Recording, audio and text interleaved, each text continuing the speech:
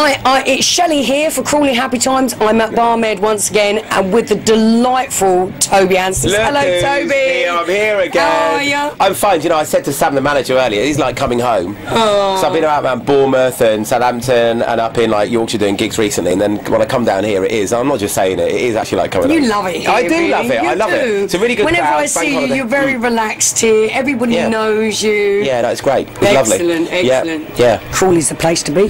Thanks for having me back. Right, what I'd like to talk about is how good do I look tonight?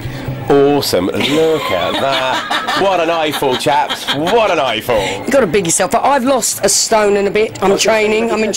What kind of training are you doing? No, I'm doing box fit. Oh, you are like kind of boxercise. That's good. Yeah, that's good. Fat burning. Really, Paul really Gillingham, Unit 14, Tilgate Huts. Very good. Get the plug in. I do a bit of that too. Yeah? Part of my routine, yeah, a bit of boxing and stuff. That's really good for you. You're looking good. Look at you. You're looking good. Why that as well? Is that new? No. That's just because you never normally there bear for a flesh. while, no. Now she's looking all lean. I'm ready to get my skin out. I like your top as well. What are we doing with the old Star Wars, isn't it? Really pleased about this. I mean, I'm sort of going on about it. It is my favourite bit of a Star Wars fan. I always like to wear different T-shirts when I go out DJing, you know, so I found this sort of these old kind of retro ones. He is very retro. DJ Vader in the house. I quite like that. Excellent. Right, now, we try to reinvent ourselves with questions for you, Toby, every time you come down. Do really well, yeah. Well, we love to talk to you, but what we'd really like to know this time, tell us about the famous people that you've met in your star time on tellies and whatever. Tell us about your most favourites. Favourites? God, I love this tune. Yeah, it's good, isn't it? Well, actually, I was going to play it, so I'm actually a little bit annoyed too. Gutted. Paul, I told Paul not to play this. In about half an hour, I'm going to open my set. Paul Gilbert, best DJ. Gilbert, you're best in trouble, DJ. matey. I'm going to ruin your set later. I know what's in it. I'm going to play all of them. Right.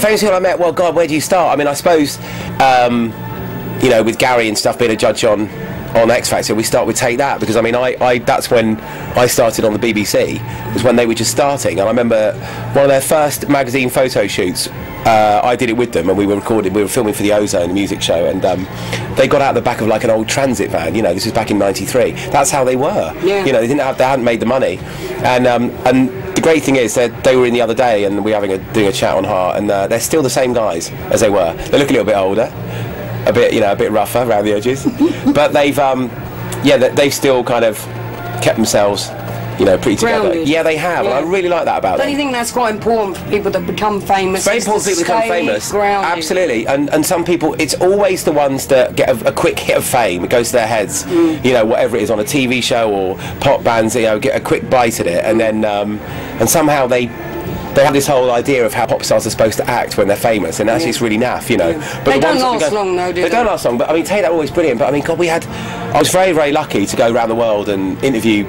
all sorts of bands. I mean, one of the best, though, you want real rock and roll, we went to interview Guns N' Roses in about, 96, 97, at the Athens Stadium, at the big Greek, up by the Parthenon, up on the hill, the really famous Olympic Stadium. Yeah.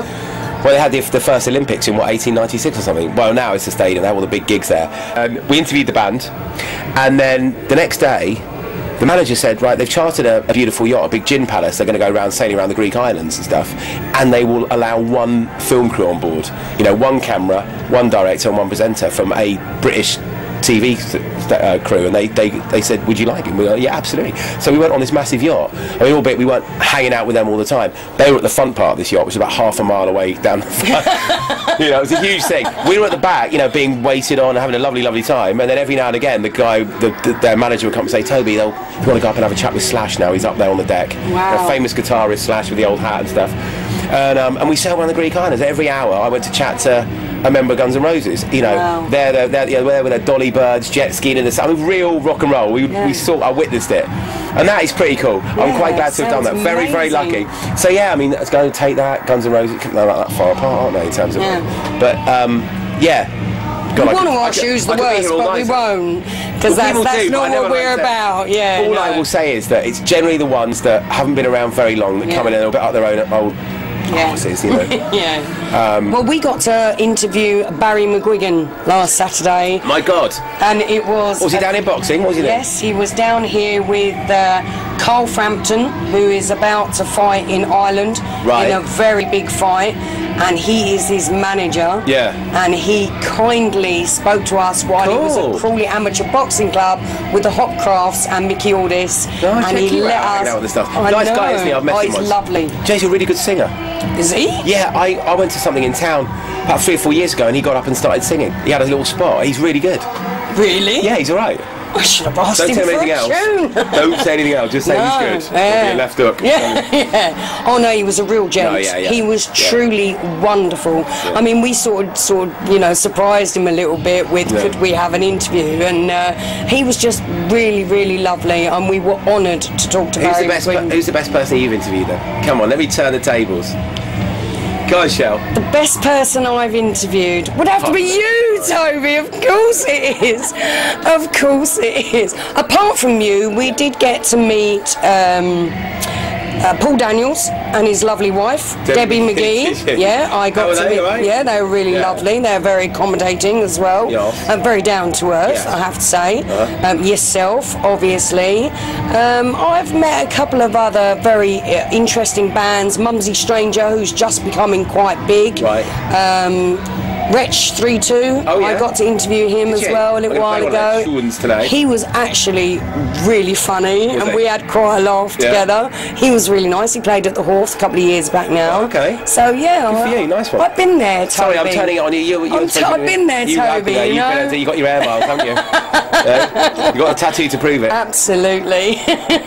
Well, once again, it's a pleasure to meet you again, and come down. And thank you for bigging up Crawley, because we need it. We need it. We love it. Yeah.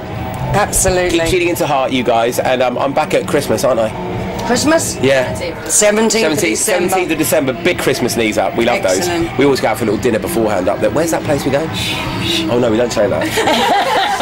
Not allowed to promote other places. Not allowed to drink before the thing. Anyway, but yeah, we'll be there at Christmas. Yes, I'll be back then. It's a shame you're not down here before that, because I have met a wonderful bunch of lads who have a charity was started last year for Help the Wounded Royal Marines. Cool. Okay. And they're doing a sledge pull from London to Brighton. Yeah. And they're stopping off in Crawley on December the 3rd. We want to let me know about that, so we give it a mention on heart. Yeah, of course. Would that be alright? Yeah. I mean, any sort of plug that you could get, any help that you could give him would be absolutely amazing. Well, let me know. No, because my granddad was a Marine. He died a few years ago, but he was.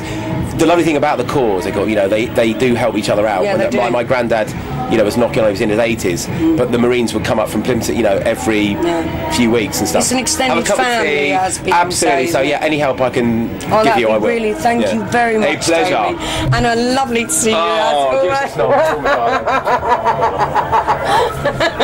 darling, I better get on the old decks now. Yeah. Can I come for a dance? I will do. I tell you what, you can't see the person on the camera. She's well hot. It's Sharon, my sister-in-law. Sharon, hello. She is lovely.